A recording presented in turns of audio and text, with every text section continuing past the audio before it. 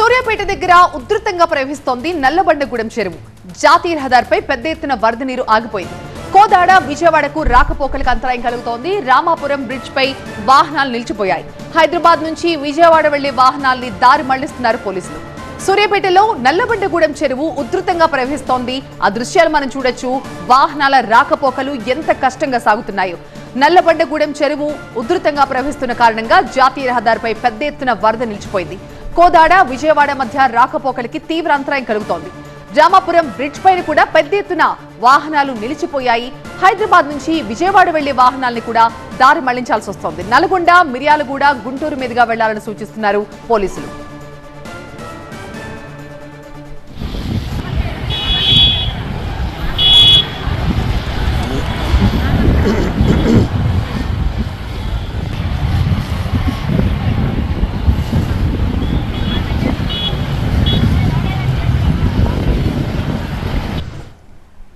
మా ప్రతినిధి రేవంత్ దీనిపై మరింత సమాచారం అందిస్తారు. రేవంత్, ఎడతెరిపి లేకుండా కురుస్తున్న వర్షాలకు రాష్ట్రంలో వాగులు వంకలు ప్రవహిస్తున్నాయి. దీంతో ఈ వాగులు వంకల నుంచి పెద్ద ఎత్తున నీరు హైవేలపై కూడా వరద ఉధృతి పెరుగుతూ ఉంది. దీంతో హైదరాబాద్ విజయవాడ జాతీయ రహదారిపై పూర్తిగా రాకపోకలు అయితే నిలిచిపోయాయి. మనం ప్రస్తుతం నల్లగొండ జిల్లా కోదాడ మండలం నల్లబండగూడెం రామాపురం క్రాస్ రోడ్డు వద్ద ఉన్నాం. చూడొచ్చు విజువల్స్లో ఇక్కడ చాలా అంటే ఈ హైవే మీద హైదరాబాద్ విజయవాడ జాతీయ రహదారి మీద ఈ ఉధృతంగా నీరు ప్రవహిస్తుండటంతో ఇరువైపులా కూడా పెద్ద ఎత్తున రాకపోకలు నిలిచిపోయాయి. పెద్ద ఎత్తున పోలీసులు కూడా బ్యారికేడ్స్ పెట్టి ఎవరిని కూడా అనుమతించలేనటువంటి పరిస్థితి కనిపిస్తూ ఉంది.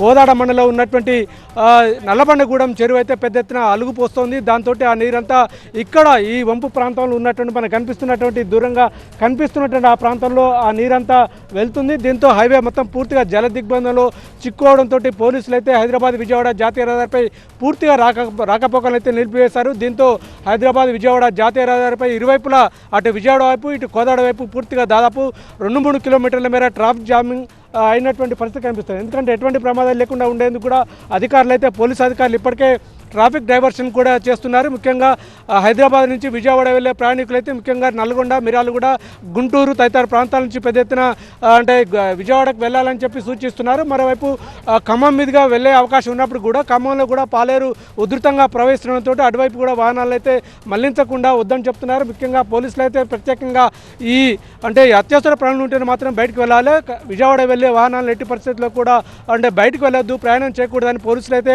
సూచిస్తున్నటువంటి పరిస్థితి. కానీ తెలంగాణ సరిహద్దు, రాష్ట్ర సరిహద్దు, 2 తెలుగు రాష్ట్రాల మధ్య సరిహద్దుగా ఉన్నటువంటి ఈ ప్రాంతం ఏదైతే రామాపురం క్రాస్ రోడ్డు విజువల్స్లో కనిపిస్తున్నటువంటి ఈ ప్రాంతంలో పెద్ద ఎత్తున హైవేపై వరద నీరు చేరుకోవడంతో వేలాది వాహనాలు అయితే పెద్ద ఎత్తున చేరుకున్నాయి.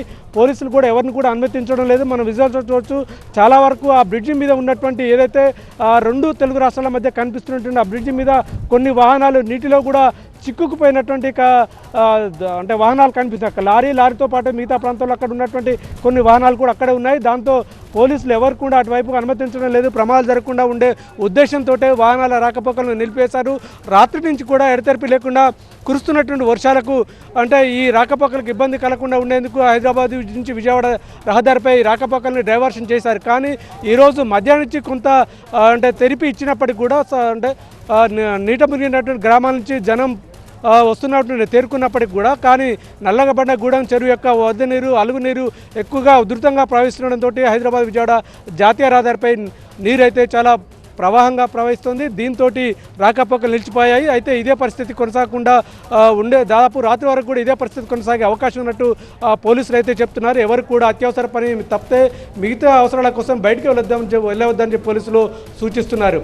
కెమెరా పర్సన్ కుశల్తో రేవంత్, TV9 నల్లబండగూడెం. రైట్ రేవంత్.